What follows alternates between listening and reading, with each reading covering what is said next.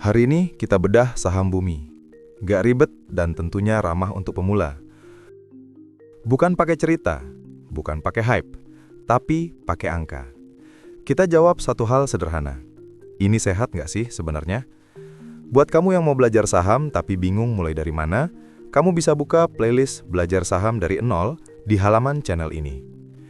Pertama, seperti biasa, kita bakal pakai aplikasi Stockbit untuk membuka laporan keuangan saham Bumi. Buka tab Key Stats.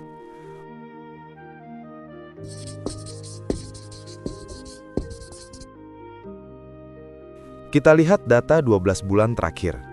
Net income TTM kuartal 3 di sini minus 422 miliar. Kenapa kok minus? Bukannya tidak ada tanda negatif. Ingat satu hal penting ini. Di dunia laporan keuangan, angka di dalam tanda kurung itu berarti minus atau rugi. Muncul pertanyaan lagi.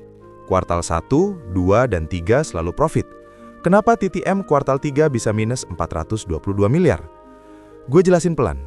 TTM itu dihitung 12 bulan terakhir, atau 4 kuartal terakhir dihitung mundur dari kuartal 3. Sekarang, lihat data kuartal 4 tahun 2024. Di sana tertulis minus 875 miliar. Laba di kuartal 1, 2, dan 3 tahun 2025 tidak menutup kerugian di tahun 2024. Terus, EPS TTM minus 1,14.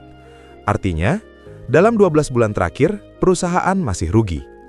Memang sebelumnya sempat untung besar waktu harga batubara tinggi. Tapi sekarang kondisinya beda. Ini ciri khas saham komoditas. Harga batubara naik, laba meledak. Harga batubara turun, laba ikut turun.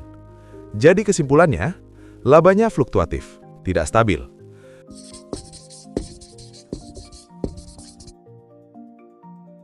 Revenue setahun 23,8 triliun. Kelihatannya gede. Tapi kalau dibandingkan tahun lalu, pendapatannya turun sekitar 15%.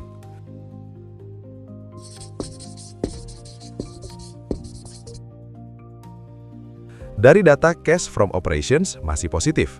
Artinya, bisnisnya masih menghasilkan uang dari operasional. Tapi, free cash flow negatif.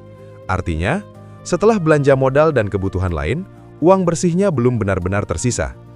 Ini bukan tanda bangkrut, tapi juga bukan mesin uang.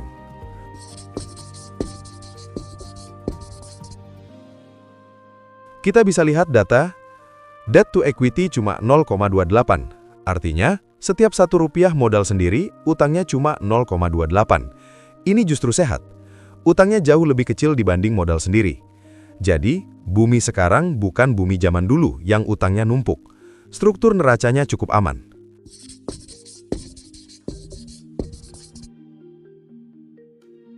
Net profit margin cuma 2,5%. Tipis. Artinya, sedikit saja harga batubara turun, bisa langsung bikin laba tertekan lagi. Ini bukan bisnis yang punya harga jual kuat seperti consumer goods. Ini bisnis siklus.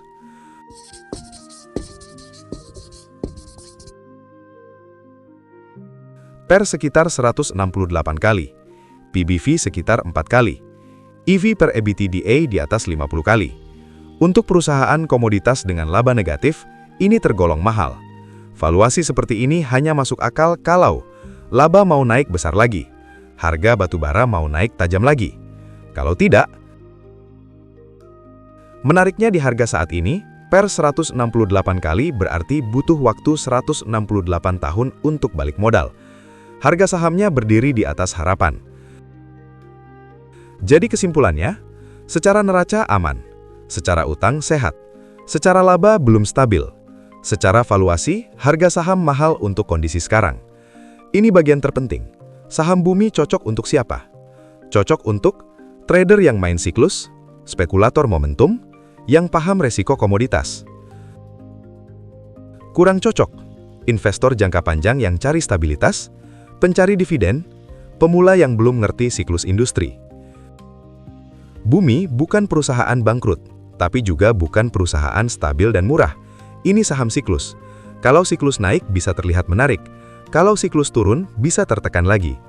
Pertanyaannya bukan bisa naik nggak, tapi lu beli karena data atau beli karena berharap siklus balik? Atau jangan-jangan lu beli karena cerita, besok masuk MSCI. Kalau lu mau belajar saham gratis dari nol, lu bisa buka roadmap yang udah gue susun dengan scan barcode berikut.